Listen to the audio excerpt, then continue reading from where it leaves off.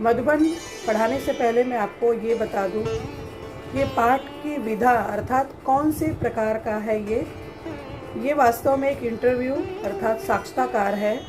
यहाँ पर लेखक अनुराग वर्मा ने एक लेखक एवं कवि डॉक्टर राम कुमार वर्मा का इंटरव्यू लिया है और डॉक्टर राम कुमार वर्मा के घर प्रयाग स्थित उनका जो घर है उसका नाम मधुबन है। तो उस मधुबन को शीर्षक देकर अनुराग वर्मा ने डॉक्टर राम कुमार वर्मा की जो है उनके जीवन के कुछ पहलू जिससे हम अनभिज्ञ हैं उसे एक इंटरव्यू के माध्यम से हमारे सामने रखा है। उसमें डॉक्टर राम कुमार वर्मा के जीवन की यानी अतीत की कुछ विशेष पहलुओं को हमारे सामने उन्होंने रखा है। वास्तव में वे एक सफल कवि, सफल लेखक रहे हैं। उनके ऊपर गांधी जी के जो है विशेष प्रभाव रहा है, गांधी जी के विचारों का विशेष प्रभाव रहा है। उनकी एक घटना है 1921 में जब गांधी जी असहयोग आंदोलन चला रहे थे।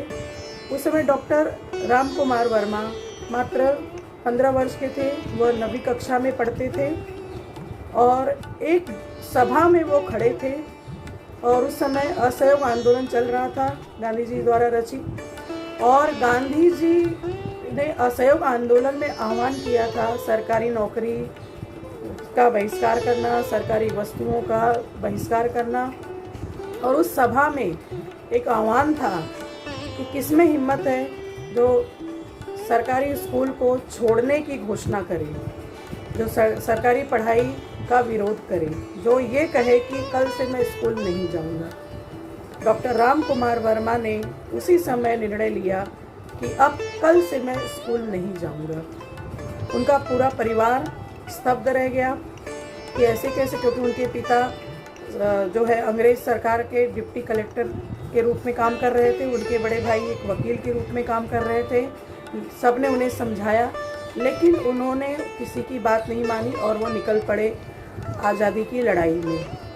तो उन्होंने कितनी कम उम्र में गांधी जी के विचारों से प्रभावित होकर उन्होंने आज़ादी की लड़ाई में सहयोग दिया अपने काव्य लेखन के माध्यम से। उनकी कविताओं पर उस समय की अंग्रेजी सत्ता का जो प्रभाव था, जो शोषण था, वो दिखाई पड़ता है। उनकी वे कम उम्र में ही प्रभात फेरी में जाया करते थे। इस प्रकार जो है डॉक्टर राम कुमार वर्मा ने इस पाठ में अपनी कुछ विशेष पहलुओं को उन्होंने रखा है, अपनी शिक्षा का, अपने जो है अपने विचारों का, अपने आध्यात्मिक, लौकिक आदि विचारों को उन्होंने इस पाठ के माध्यम से हमारे सामने रखा है। आइए आज हम पढ़ेंगे पाठ 5 मधुबन। डॉक्टर राम कुमार वर्मा कवि एवं लेखक की अपेक्षा एक सफल आलोचक के रूप में अधिक प्रसिद्ध रहे। डॉक्टर राम कुमार वर्मा बहुमुखी प्रतिभा लेकर हिंदी साहित्य जगत में उतरे।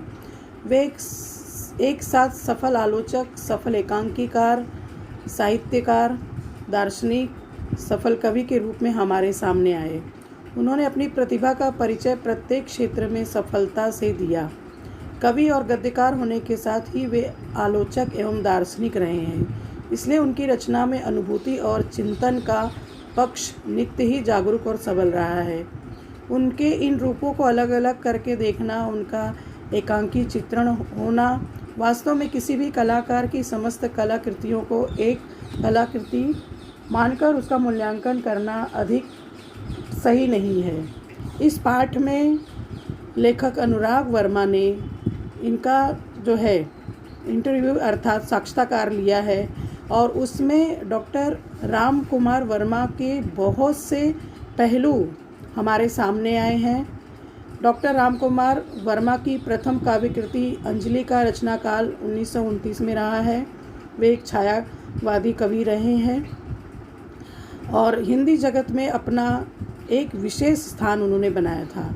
अतः हमारे कवि पर भी उस युग की छाया पड़ना सहज स्वाभाविक था। कवि की आरंभिक रचनाओं एवं छायावादी विचारधारा का प्रभाव दिखता है। और ऊपर से जो है इस पाठ के द्वारा उनके कुछ अध्यात्म लौकिक अलौकिक पहलुओं को भी लेखक ने हमारे सामने रखा है।